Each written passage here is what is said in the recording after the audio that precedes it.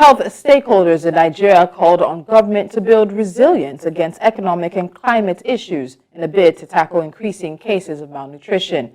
This was during the launch of a program themed Catalyzing Strengthened Policy Action for Health, Diets, and Resilience, aimed at tackling malnutrition, which affects vulnerable populations, especially women and children. Correspondent Idong Joseph was there and has the details. Consuming a healthy diet is vital to a healthy life. Unfortunately, for many in Africa's largest nation, healthy foods rich in nutrients and vitamins are far too expensive, especially in the face of rising cost of living, which has contributed to the burden of malnutrition in Nigeria.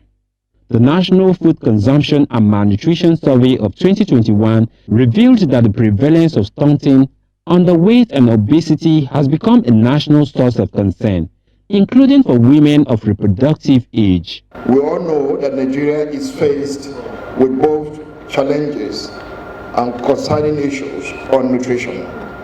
We find ourselves in that crossroad and the burden of it, grappling with undernutrition that affect vulnerable populations, particularly children and pregnant women, while simultaneously as a country we are witnessing the rise of overnutrition and diet-related diseases, especially in our urban areas.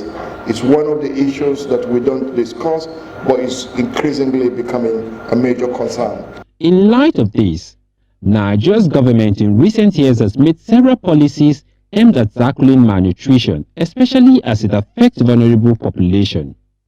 Health stakeholders during the launch of a new initiative funded by the government of the Kingdom of the Netherlands says that the initiative will complement efforts in several states where it is being implemented. The current administration, in its 8-point agenda, has prioritized nutrition and food security as pronounced by Mr. President and reflected in our National Development Plan 2021 to 2025. Today we stand united to launch a transformative project aimed at strengthening nutrition systems, uplifting 1.1 million women of reproductive age and children under the age of 5.